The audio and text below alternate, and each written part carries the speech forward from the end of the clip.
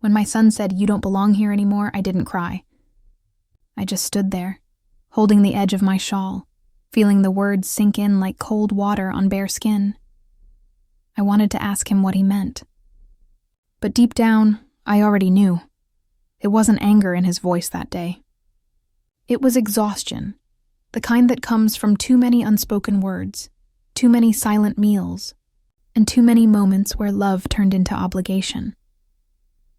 That night, when the house went quiet, I sat on the edge of the bed and looked around the room I had once called mine. The photographs on the wall, the wedding picture, the baby in my arms, the school certificates, all seemed to belong to another life. I realized that home isn't always a place you can stay in forever. Sometimes love changes form, and you have to step aside for it to breathe again. But let me start from the beginning, because stories like this don't begin with heartbreak. They begin with love, deep, unconditional love. I grew up in a small town, surrounded by fields and the sound of roosters in the morning. My husband, Ahmed, was a quiet man, steady, dependable, and kind. We didn't have much, but we had each other. Our first and only child, Saad, came into our lives after 5 years of marriage. I still remember the way he used to hold my finger and refuse to let go. He was my world, my purpose, my reason to keep going when times were hard. When Ahmed passed away, Saad was only 15. He stood by my side during the funeral, his face pale and still, but he didn't cry. He just held my hand and said softly, "I'll take care of you, Ami." Those words became my shelter for years. After Ahmed's death, life slowed down. Saad studied hard, worked part-time jobs, and somehow managed to get into a good university in the city. I stayed behind in our small town, tending to the house, making sure his favorite pickles were ready every time he came home. Each visit was a celebration for me. I would clean the whole house, cook biryani, and wait by the window long before his bus arrived. He would come in, tired but smiling, hug me tightly and say, "Ami, your food is the only reason I come home."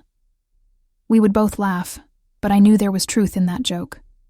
He had started building a life of his own, a life that no longer needed me every day. And that's how it should be, I told myself. Children grow up. That's what we raise them for. Still, each time he left, the house felt emptier than before. The silence stretched a little longer. The clock ticked a little louder. Years passed. Saad graduated, got a job in Karachi, and soon after, he called to tell me he had met someone. Her name was Aisha. He said she was kind, educated, and from a good family. I smiled as he spoke about her. How she made him laugh. How she reminded him to take care of his health. How she made his life colorful. I was happy for him. Truly I was. When they got married, I wore a light blue sari, the one Ahmed had bought for me years ago. I watched Saad standing beside his bride, looking so grown, so sure of himself. And in that moment, I felt proud, and a little left behind. But I told myself that's the way life goes. Children find love. They build their families, and mothers slowly step back. Not because they stop loving, but because love teaches them when to let go. After the wedding, Saad and Aisha invited me to live with them in the city. At first I said no. I didn't want to intrude on their new life. But Saad insisted. He said, "Ami, this house will always be yours too." So I packed my few things, some clothes, my Quran, and the framed photo of Ahmed, and I moved in. The city felt different. Noisy, rushed, and unfamiliar. Their apartment was small but modern, with bright lights and new furniture. Aisha had decorated it beautifully, with soft cushions and little plants near the window. She was polite, even sweet in the beginning. She would make tea for me in the mornings, ask if I needed anything, and call me Ami G. I could tell she was trying. And I was trying too, but sometimes love doesn't fit easily between two generations. At first, everything was fine. We would eat dinner together, watch TV, share stories. But slowly, small things began to change. Aisha liked to keep the kitchen perfectly arranged, and I sometimes forgot where things went. She preferred quiet mornings, while I liked to hum old songs as I cooked. She used to sigh softly when I did things the old way. They were tiny, Things. Too small to call problems. But they began to pile up like dust in corners no one notices until the sunlight hits. I started spending more time in my room. It wasn't that anyone told me to, but the laughter in the living room no longer needed my presence. Their conversations turned to topics I didn't understand. Work, clients, new restaurants. Sometimes when I entered the room, the laughter would pause for a moment. Not out of disrespect, but because I was the reminder of a world they had already moved beyond. One evening, I overheard them talking in the kitchen. I wasn't trying to listen, but the walls in that apartment were thin. Aisha said softly, "She's sweet, but I can't relax around her. It doesn't feel like our home." And Saad replied, "She's my mother, Aisha. Please try to understand." His tone was tired, not angry, just weary. And that hurt more than anything. I sat on my bed that night, staring at the photo of Ahmed on the table beside me. I whispered, "They're trying, but maybe I shouldn't be here." Still I stayed, because a mother's heart doesn't leave easily. A few weeks later, things grew colder. Aisha stopped sitting with me for tea. Saad got busier with work, leaving early and returning late. The evenings became my loneliest hours. I would sit by the window, knitting small scarves no one needed, just to pass the time. Sometimes I would hear laughter from their room, soft, joyful. And though it made me happy that my son was content, it also made me realize how far away I had drifted. Then came the night that changed everything. It was a Thursday.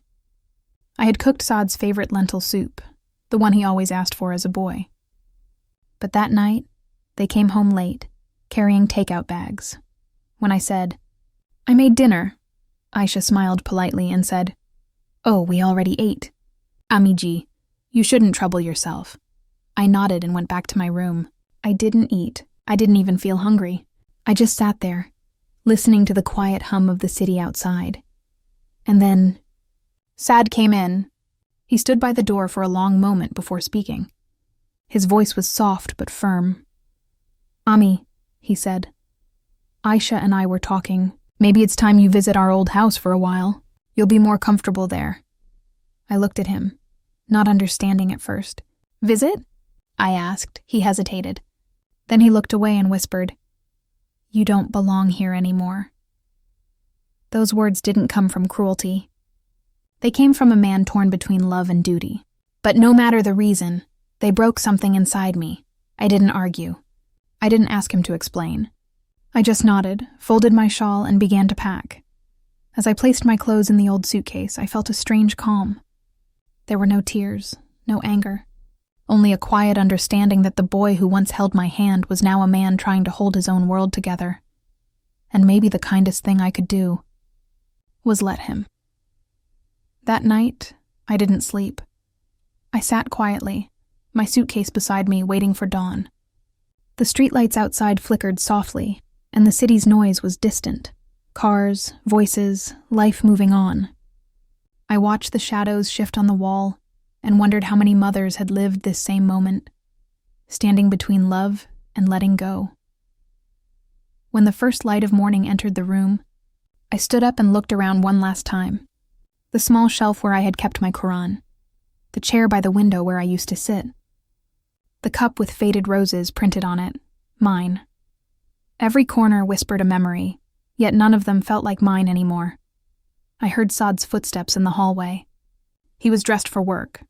His face looked tired, his eyes red, maybe from lack of sleep, or maybe from guilt. He said quietly, "Ami, I'll drop you to the bus stand." I nodded. Aisha didn't come out of the room. Perhaps she couldn't face me, or perhaps it was easier for her to let me leave quietly. As I stepped outside, I felt the cool morning breeze on my face.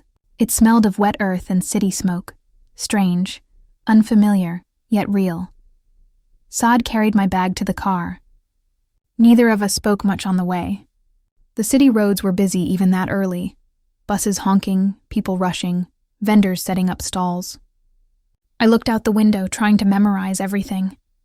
Not the city, but him, the side of his face, the way he gripped the steering wheel, the faint lines on his forehead that reminded me of his father. When we reached the bus stand, He stopped the car and turned toward me.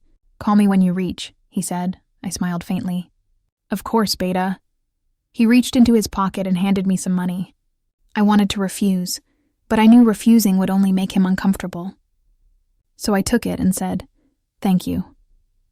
For a moment, he looked like the boy who used to chase after me with scraped knees and teary eyes. But then, just as quickly, he looked away. I wanted to hug him, just once, but the moment passed. Instead, I said softly, "Take care of yourself, Saad." He nodded. "You too, Ami," and then he drove away. Sound cue, distant bus engine starting, wind, fading city noise. As the bus began its slow journey toward my old town, I looked out the window, feeling the vibration of the road beneath my feet. I wasn't angry. I wasn't broken. But I was hollow, like a room after everyone has left. The journey took hours, but I hardly noticed the time.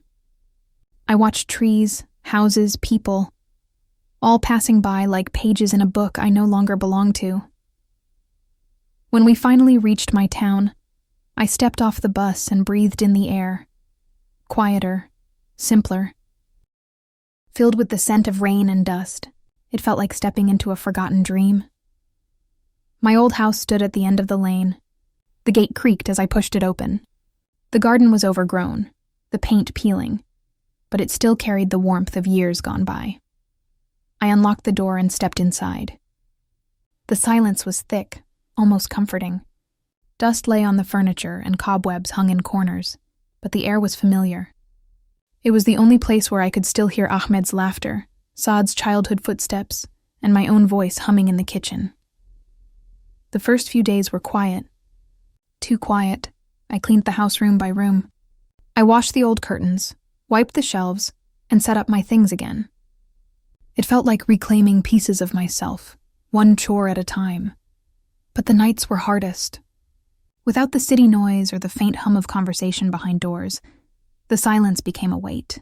I would lie in bed and think of Saad, what he might be doing, if he was eating well, if Aisha smiled at him the way she used to. Sometimes I would reach for the phone, wanting to call him. But I never did. I didn't want him to feel guilty for choosing his own life. Instead, I would whisper a prayer for him before I slept. Weeks turned into months. One afternoon, as I was watering the small plants near the porch, my neighbor Farida came over. She was surprised to see me back. "You're alone again?"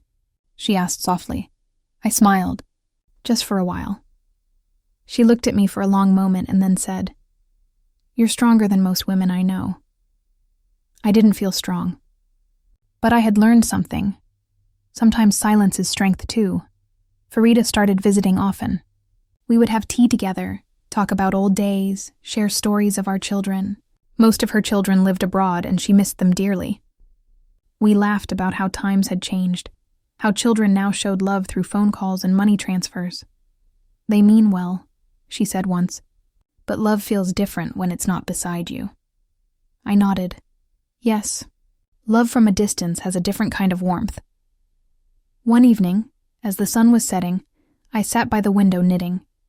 The light was golden, soft, and the world outside looked peaceful. But inside me, something stirred. A small ache. A quiet longing. I missed being needed.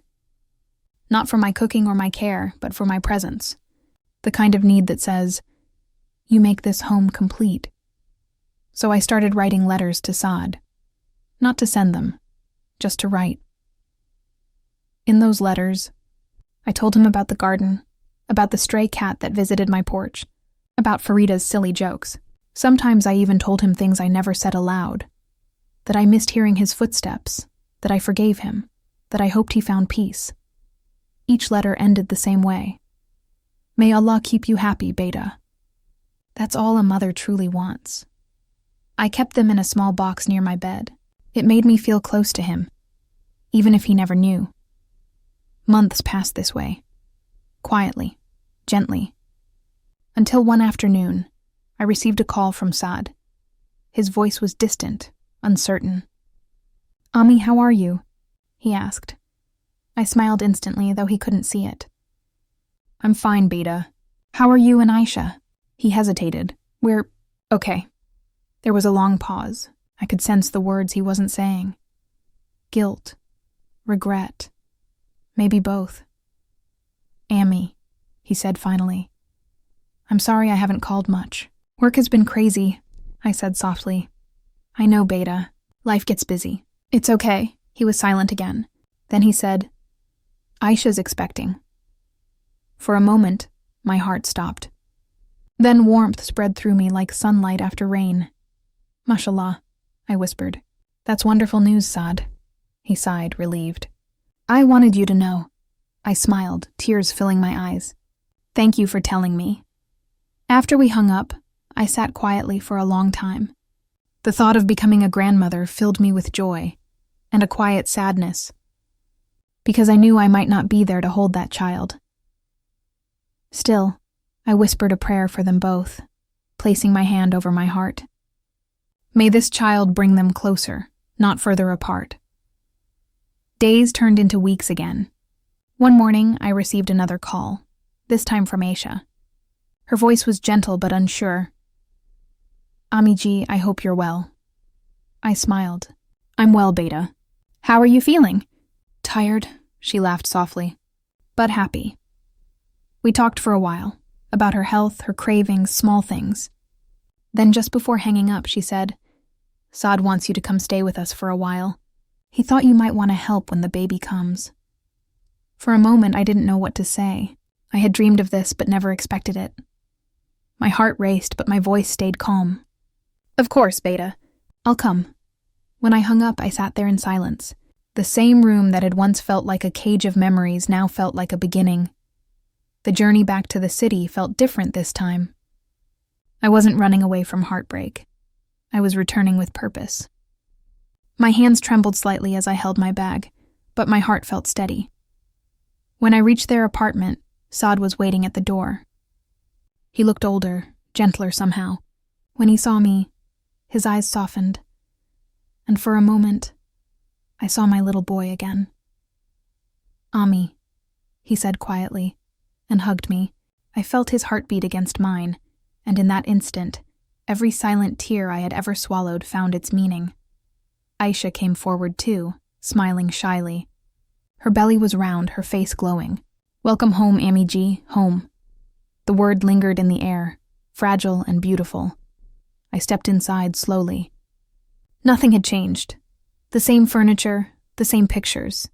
Yet everything felt different. The tension was gone. There was warmth again. That evening, as I helped Aisha with dinner, she suddenly said, Ami G, I'm sorry for how things were before. Her voice trembled.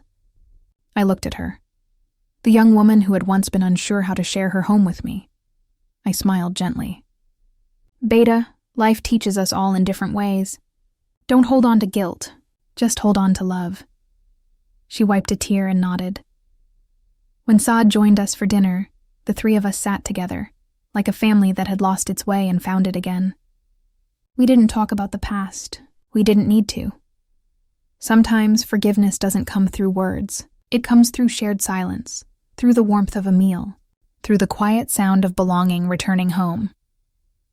That night, as I lay in my room, the same room I had once packed my suitcase in, I looked out the window and whispered a small prayer of gratitude. Because sometimes love doesn't end when it breaks. It bends, it stretches, it hides, but if you give it time, it finds its way back. The morning after I returned, I woke up early, before anyone else. The apartment was quiet, filled with that stillness that comes just before sunrise. I went into the kitchen and made tea. 3 cups, one for each of us. As the steam rose, I watched the golden light slowly touch the windowsill. It felt strange and comforting to be here again, like stepping into an old dream that somehow still remembered me. When Saad came out of his room, his hair messy from sleep, he looked at me with a shy smile. You're up early, Ami. I laughed softly. Old habits. The morning doesn't wait for me, Beta. He took a sip of tea and sat beside me. For a moment, neither of us spoke. There was nothing left to explain, only quiet understanding.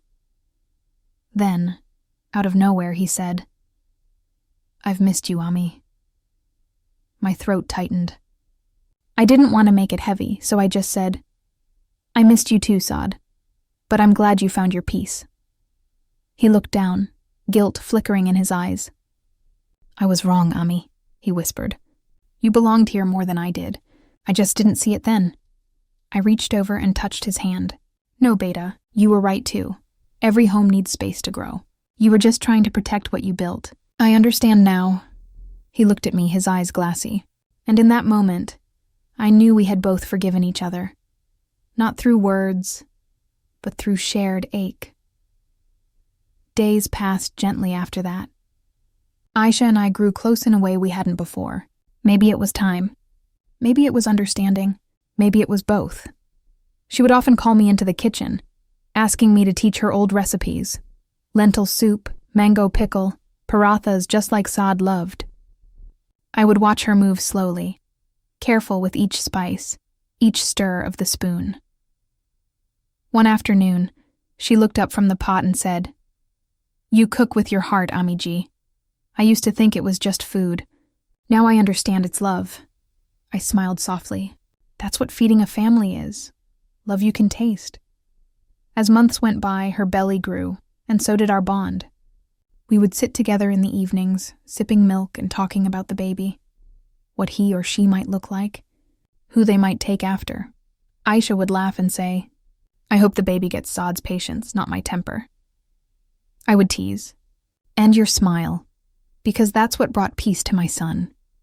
Sometimes Saad would join us, resting his hand gently on Aisha's belly, his eyes soft with wonder. In those moments, the apartment felt full again, not just with noise, but with warmth. Then one evening, it happened. It was raining outside, heavy and sudden. Thunder rolled through the sky as Aisha called out from her room, her voice strained. Saad, it's time! Panic and excitement filled the air at once. Saad grabbed the hospital bag while I helped Aisha to the car, holding her trembling hand. The rain soaked our clothes as we ran through the parking area, but none of us cared. At the hospital, everything moved quickly. Nurses, doctors, voices, lights. They took Aisha into the delivery room, and Saad paced the hallway like a restless storm. I sat quietly on a bench, my hands clasped, whispering prayers under my breath.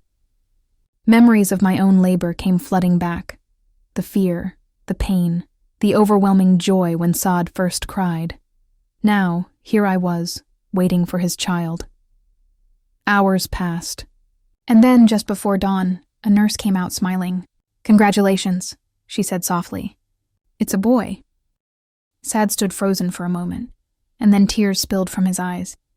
He hugged me tightly, his voice trembling. Ami, I'm a father. I smiled through my own tears. And I'm a grandmother. When they finally brought the baby out, wrapped in a soft blue blanket, I reached out and touched his tiny hand. He was so small, so perfect. His fingers curled like little promises. I whispered, Welcome, little one. You brought us all back together. The days that followed were busy but beautiful. The apartment was filled with the sound of baby cries, lullabies, and laughter. Aisha recovered slowly, and I stayed by her side, cooking, helping, rocking the baby when she needed rest. Every time I looked at that child, I saw both past and future in one small face. His eyes reminded me of Saad when he was a baby, curious, quiet, full of wonder. One night, as I held him close, Saad came and stood by the doorway. He didn't say anything at first. Then, in a soft, almost breaking voice, he said, Ami, I understand now. I looked at him, not sure what he meant. He stepped closer, eyes fixed on his son. I understand what it feels like to love someone so deeply that you'd give up your whole world for their comfort. He looked at me then, tears in his eyes. That's what you did for me, didn't you? I smiled faintly. Every mother does, Beta. He knelt beside me, his head bowed. I'm sorry, Ami, for everything. For the day I said those words. My own eyes blurred. I reached out and cupped his face. Shh, don't be sorry. Those words brought us here. Sometimes love has to break to be rebuilt stronger. He rested his head in my lap, just like when he was a child. and I stroked his hair gently. We didn't speak after that. We didn't need to. The silence between us said everything. As the months passed, life found its rhythm again. The baby, we named him Ibrahim, became the center of the world. His laughter filled every corner of the house. Aisha would often hand him to me, saying, "He sleeps best in your arms, Amiji." And I would rock him slowly, whispering old lullabies I once sang to Saad. Sometimes, as I hummed, Saad would watch quietly from across the room, eyes full of something deeper than words: gratitude, love, redemption. One afternoon, as I folded little Ibrahim's clothes, Saad sat beside me with a thoughtful look. "Ami," he said, "we've been thinking. We want you to stay. Not for a few months. For good." I looked at him surprised. "But Beta, I don't want to come between you and Aisha again." Aisha, who was standing nearby, came forward. She smiled warmly. "You won't come between us, Amiji. You hold us together." Her words washed over me like light through clouds. For a moment, I couldn't speak. I just looked at both of them, the son I had raised, and the woman who now shared his life. And I felt something shift inside me. Peace, acceptance, belonging. That night, as I put Ibrahim to sleep, I whispered softly to him, "Your father once told me I didn't belong here. But you, my little one, you've brought me home again." I kissed his forehead and looked out the window at the city lights, the same lights that had once made me feel lost. Now they shimmered like quiet blessings. I thought of Ahmed, of the long years alone, of the night I packed my bags. Maybe in a way, that journey had been necessary, because sometimes leaving doesn't mean the end. It's just the path that leads us back to where we truly belong. Life went on, simple, beautiful. Saad became a gentle father. Aisha grew into a loving mother. And I found my purpose again, not as a guest in their home, but as the roots beneath their family tree. There were still small disagreements, of course. Moments when we didn't see eye to eye, but love had changed us, made us softer, kinder, more forgiving.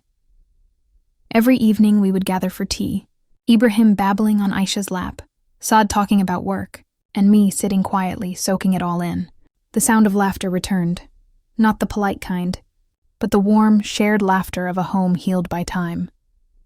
One night, after everyone had gone to bed, I sat alone on the balcony, watching the city lights flicker below.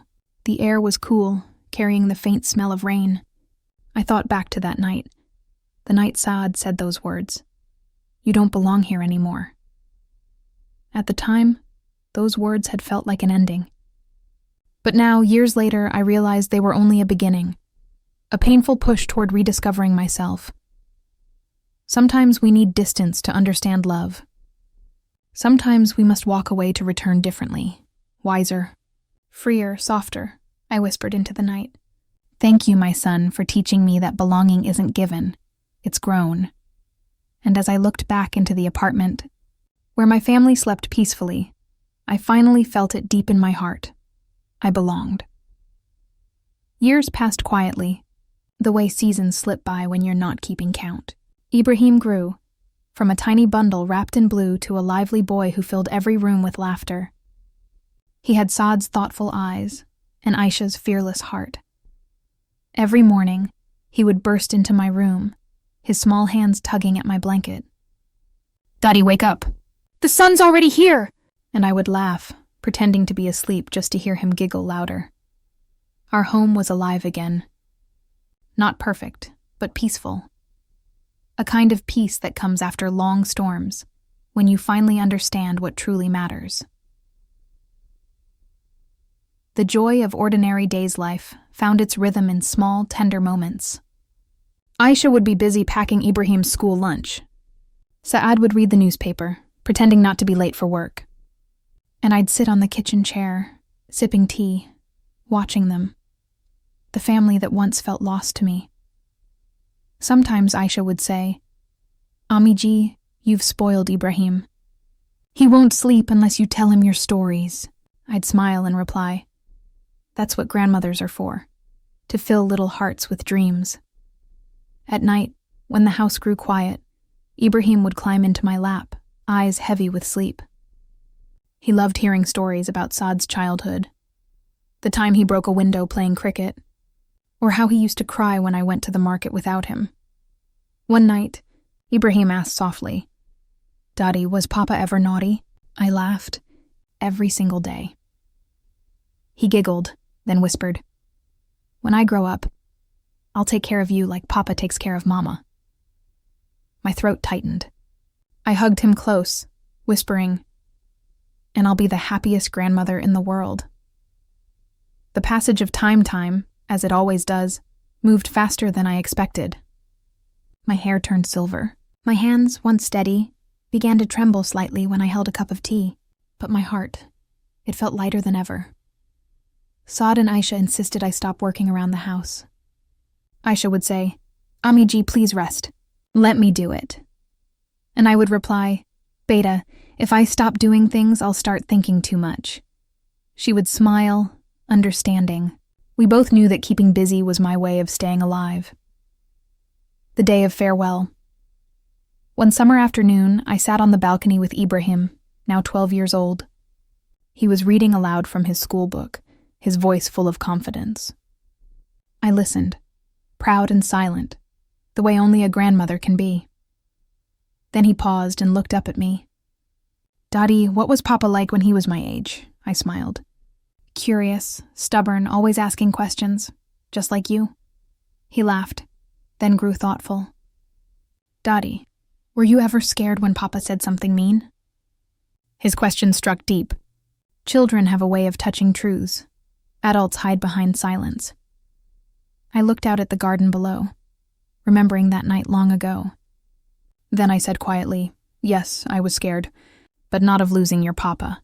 I was scared of losing our love." He frowned, trying to understand. "But love doesn't go away, right?" I touched his cheek. "No, my dear. Love doesn't go away. Sometimes it hides, but it always finds its way back." He smiled and leaned his head on my shoulder. We sat like that for a long time, as the afternoon sun painted everything gold. A letter left behind as the years continued. I began writing letters, not to anyone in particular, just small pieces of my heart on paper. Some were to Saad, some to Aisha, and some to Ibrahim, for the day when he would be old enough to understand. One of those letters read, "Dear Saad, you once told me I didn't belong here. But now I see that maybe I didn't belong there, in the version of your life that hadn't yet learned to love fully. You grew, my son, and in your growth, I found my home again. If one day you ever doubt yourself as a father, remember this. The love you show your child will always find its way back to you, just as yours did to me. Ami." I kept that letter in my old jewelry box, tucked beneath my wedding bangles. I didn't need to give it to him. Sometimes, love is meant to be discovered quietly, after we're gone. The last morning. One winter morning, I woke up feeling different. Not unwell, just still. The world outside my window looked softer somehow, like it had exhaled. Aisha brought me tea, but I couldn't drink much. I asked her to sit beside me, and she did, resting her head on my shoulder. "Ami ji," she said softly, "you've made this house a home." "We're lucky to have you," I smiled, holding her hand. "No, Beta. I'm lucky you let me stay." Saad came home early that evening, his eyes warm with concern. He sat near my bed, talking gently about his day, about Ibrahim's new school project. I watched him. This man who had once been my little boy, now a father, a husband, a good son. Before he left the room, I said quietly, "Saad?" He turned. "Yes, Ami?" I smiled faintly. "You were right that day. I didn't belong here, not then. But I do now." He came back to my side, tears in his eyes. He kissed my forehead and whispered, "You always did, Ami. I just couldn't see it." That night, as everyone slept, I lay awake, listening to the faint rhythm of rain outside. I thought of Ahmed, my late husband, how he used to hum old ghazals when it rained. I thought of Saad's first steps, Aisha's kindness, Ibrahim's laughter. My life wasn't perfect, but it was full, and that was enough. I whispered into the darkness, "Thank you, Allah, for bringing me home before calling me home." Then I closed my eyes, and for the first time in many years, I felt completely at peace. Months later, Ibrahim found one of my letters while helping Aisha clean my old room. He brought it to Saad, his eyes wide with curiosity. Saad opened the envelope, and as he read the familiar handwriting, his lips trembled. Tears fell silently onto the paper. Aisha touched his shoulder gently. "What does it say?" He smiled through his tears and whispered, "It says, she forgave me long before I even asked." He folded the letter carefully and placed it back in the box. Then he looked up at the ceiling, as if he could still see me there, smiling. That night Saad sat with Ibrahim by the window, just as I once did with him. He pointed to the stars and said, "See that bright one? That's Dadi watching over us." Ibrahim nodded seriously. "Do you think she still tells stories up there?" Saad smiled, his voice breaking slightly. "I think she does. Maybe every time it rains, it's her telling one." Outside, the first drops of rain began to fall, soft, gentle, and full of memory. And somewhere in that quiet rhythm, a mother's love lingered, eternal, forgiving, and finally home.